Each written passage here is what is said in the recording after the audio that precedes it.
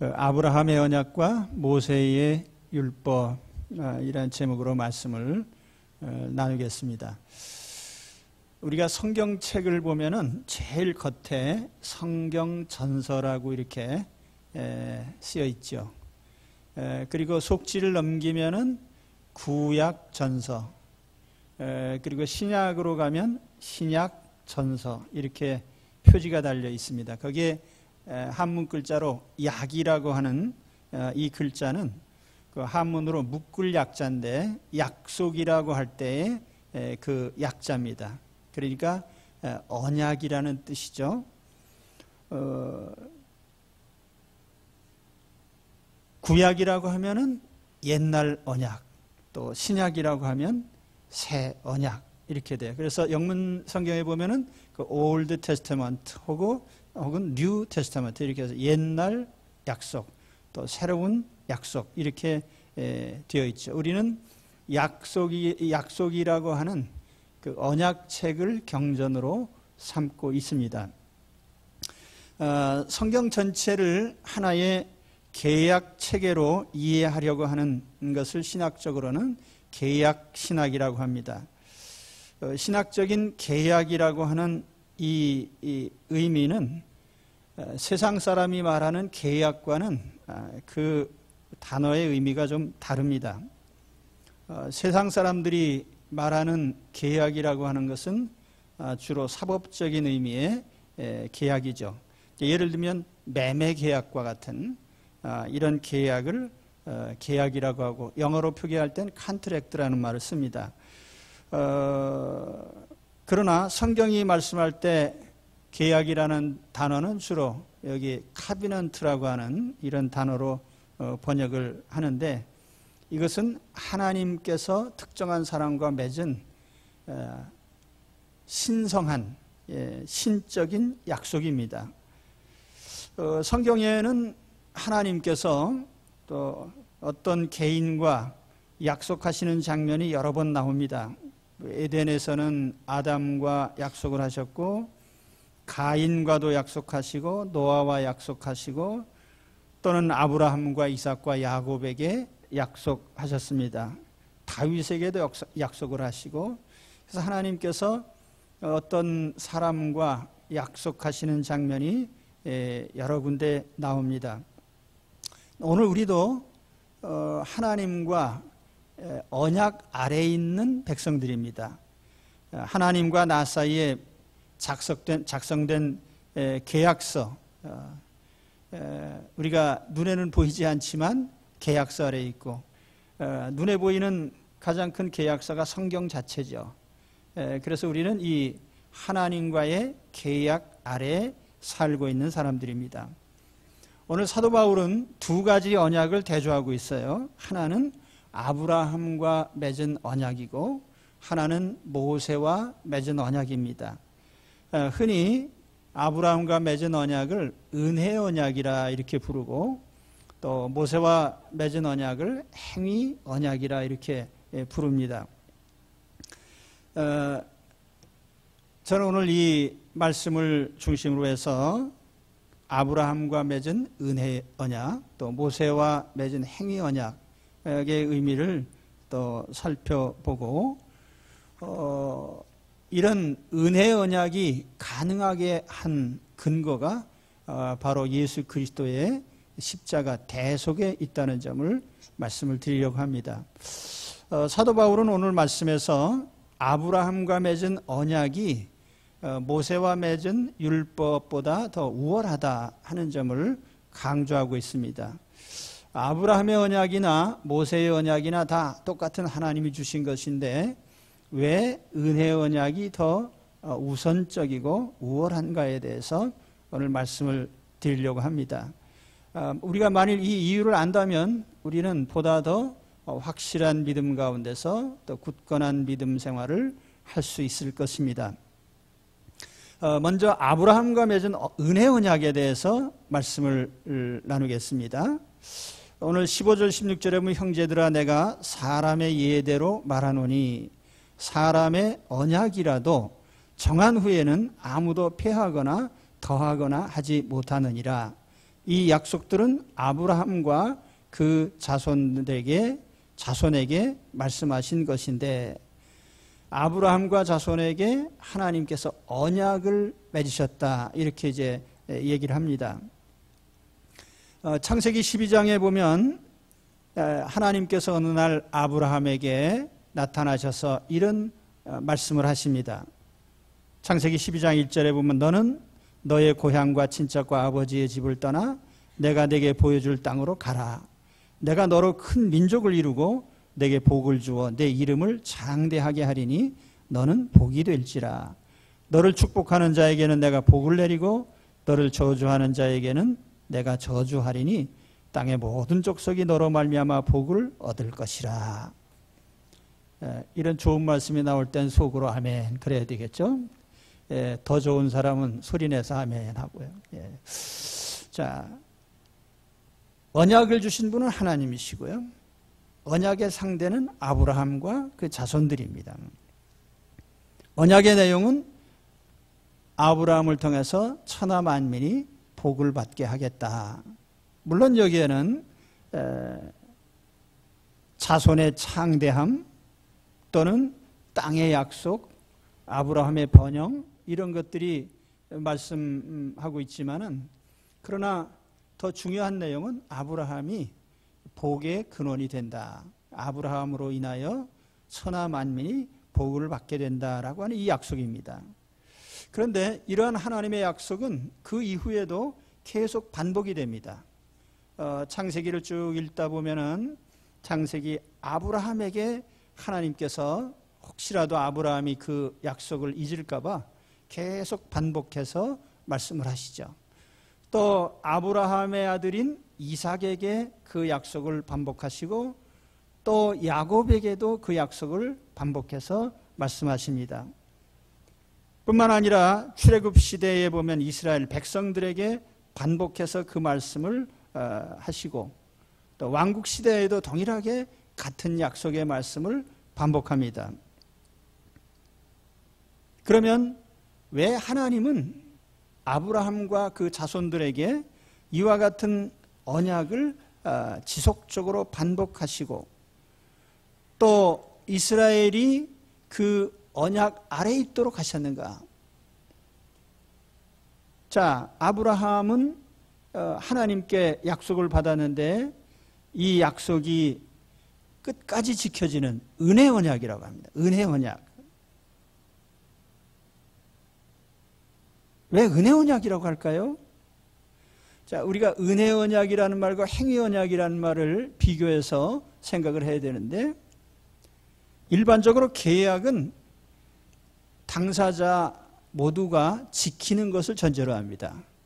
예를 들어서 두 사람이 계약을 맺었을 때 쌍방이 지켜야 지켜집니다.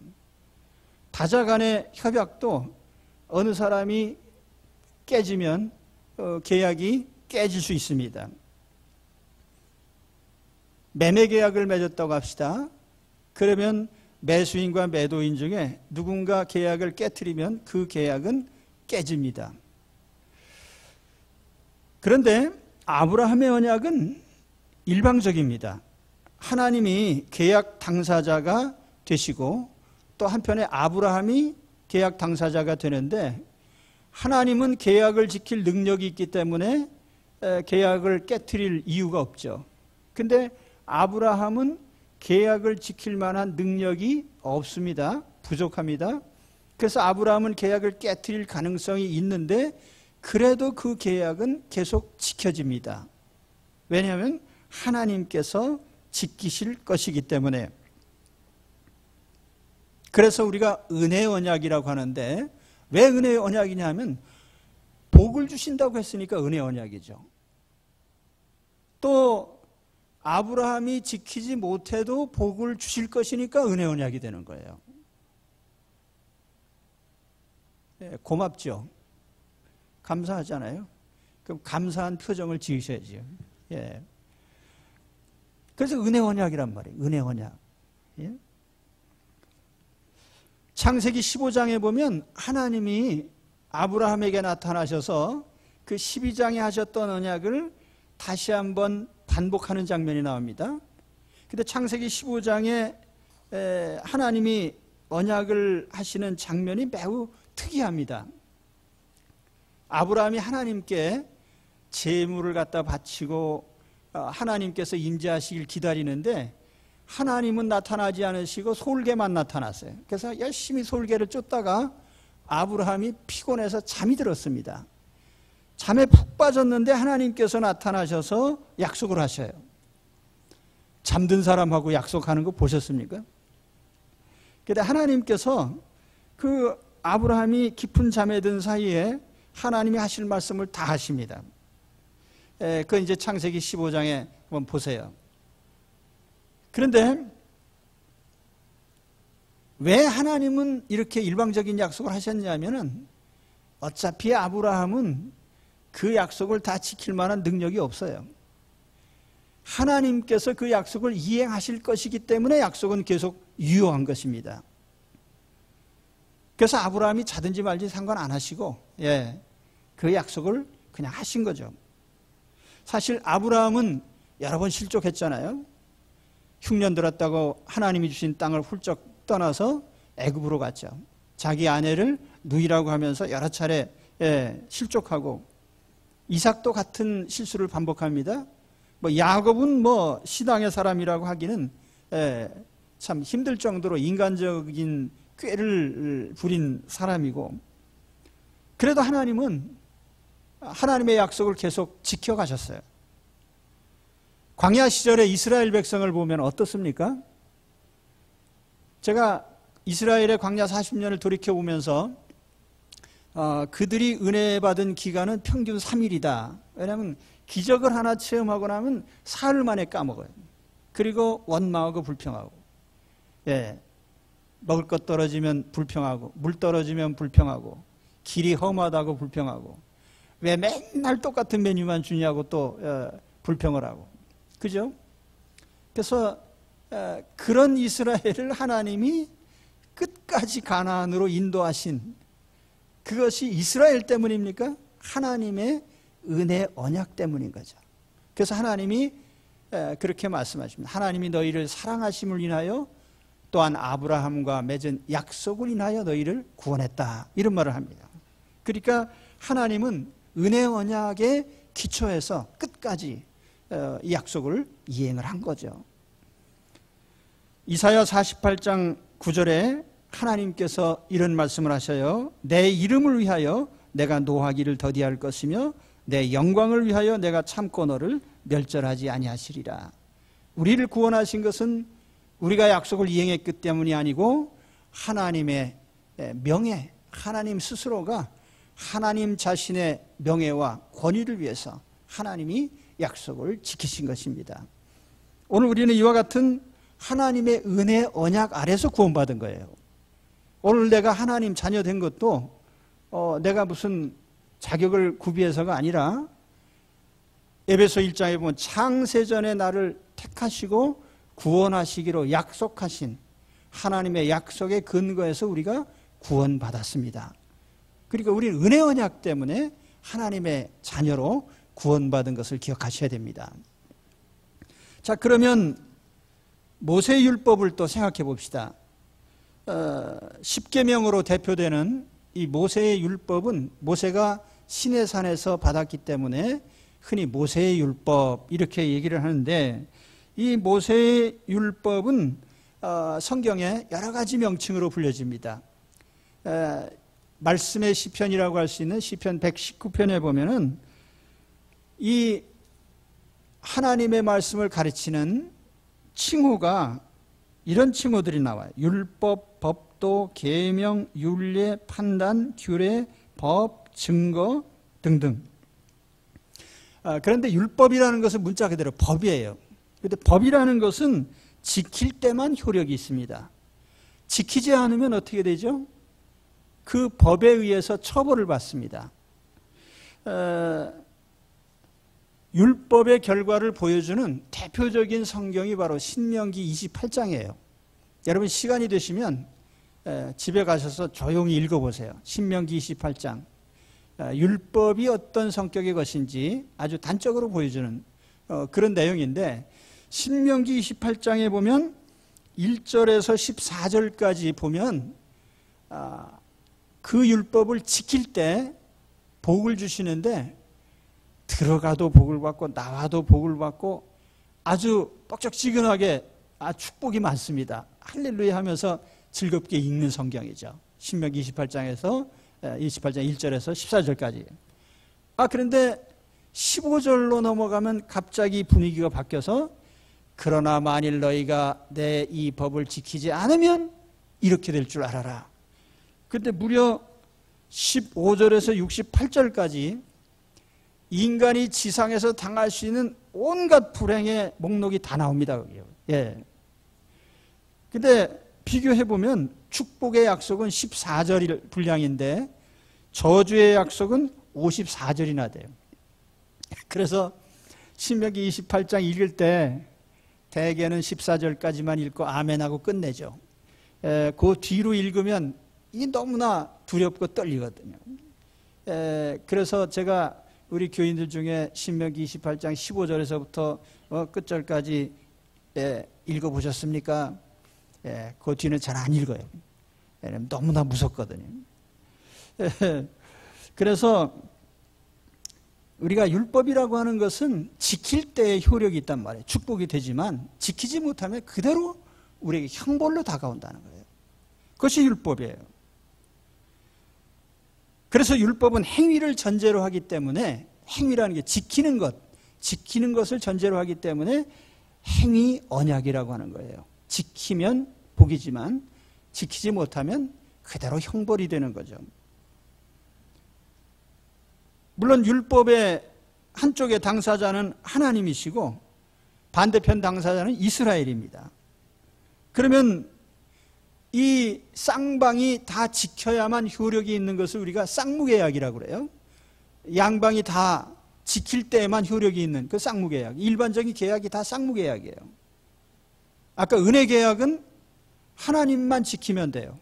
그런데 이 행위계약은요, 쌍방이 다 지켜야만 되는 거예요. 그러니까 한쪽은 하나님인데 하나님은 안 지키실 염려가 하나도 없지만 사람은 안 지킬 가능성이 100%거든요. 그러면 우리가 축복의 약속은 있지만 과연 이 복을 받겠느냐는 거예요. 지켜서 받겠느냐? 불가능하잖아요. 그 이스라엘 역사를 보면 쉽게 알 수가 있습니다. 제일 아이러니한 장면이 어디냐 하면 모세가 시내산에서 율법 받을 때예요. 모세는 시내산에 올라서 40일 동안 금식하면서 하나님 앞에 율법을 이제 받았습니다. 돌판에 하나님이 직접 기록해 주신 십계명의 돌판을 쫙 들고 이제 내려오는데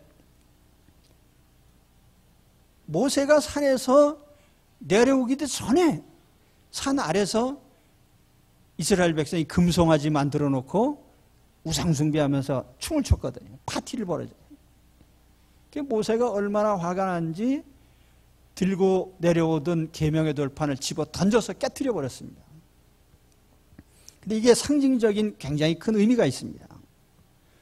모세가 하나님께 받은 율법은 지킬 가망성이 원천적으로 없다는 거예요.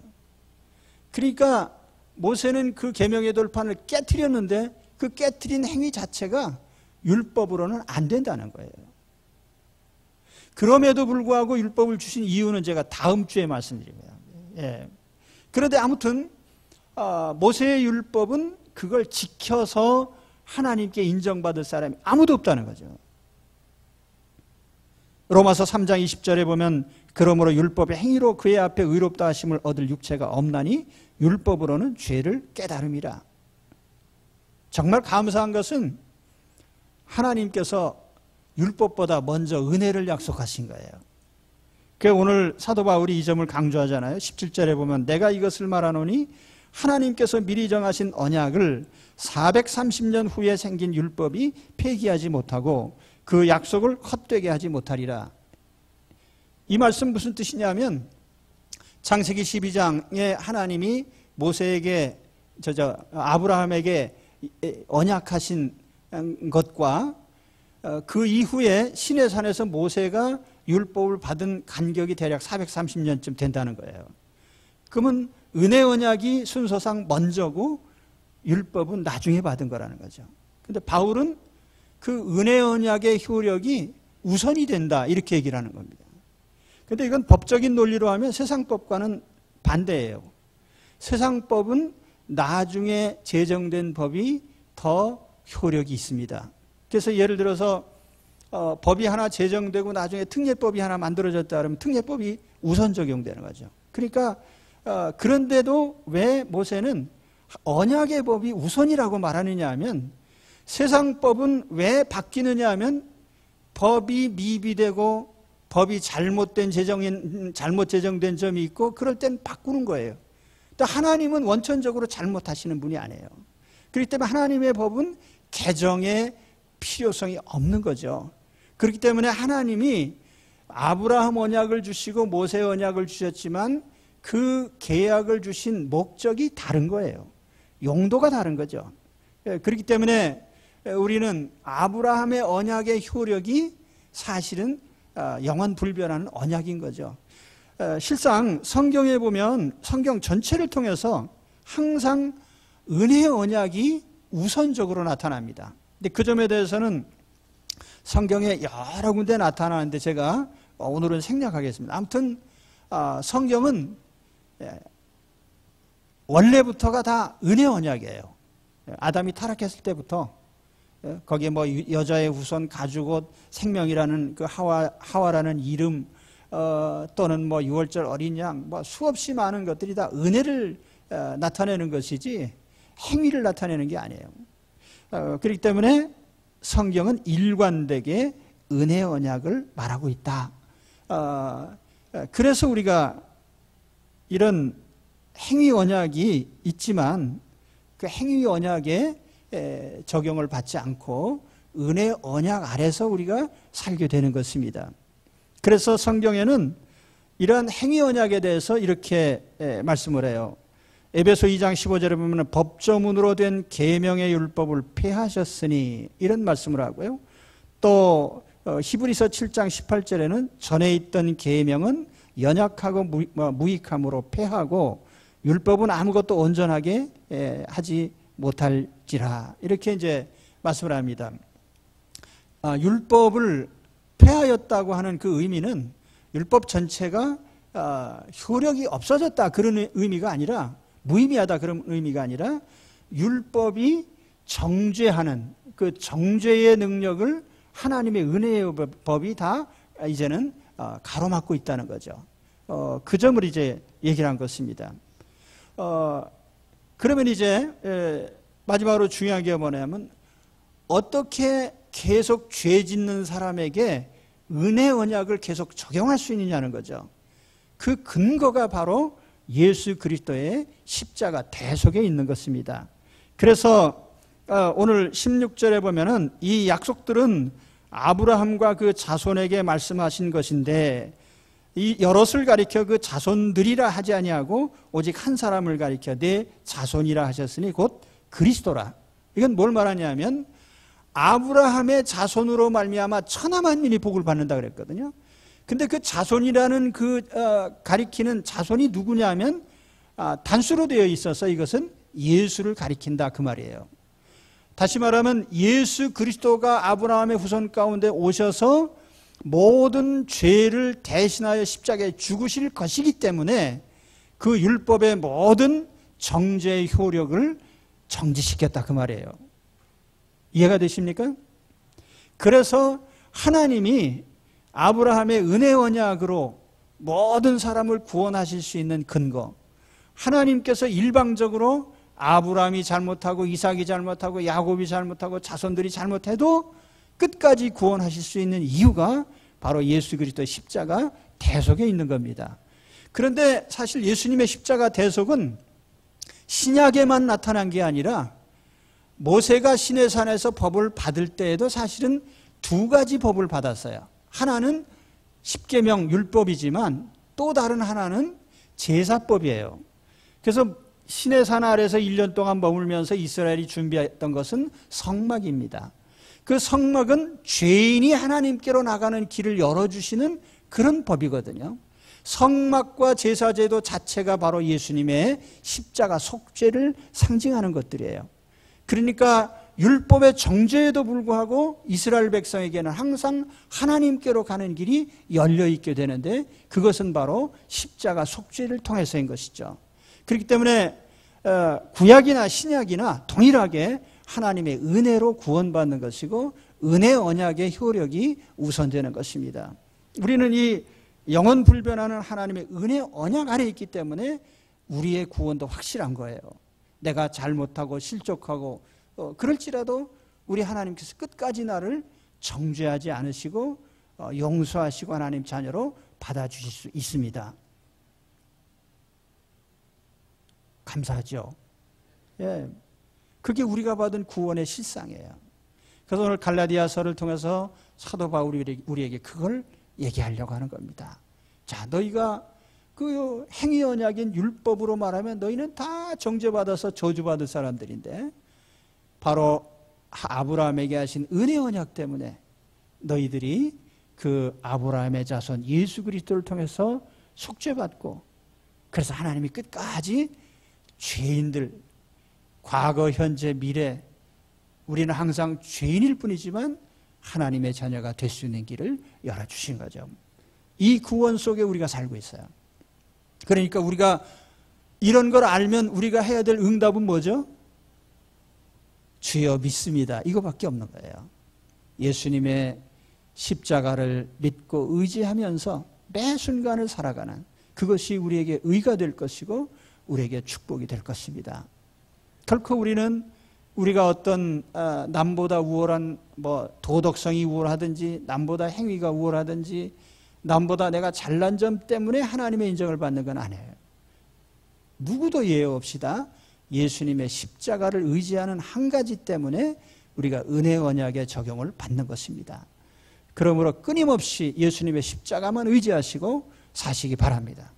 내가 잘할 때에도 십자가 의지하고 잘못할 때에도 십자가 의지하고 죄 지을 때도 십자가 의지하고 실족할 때에도 십자가 의지하고, 그래서 오직 주님의 십자가.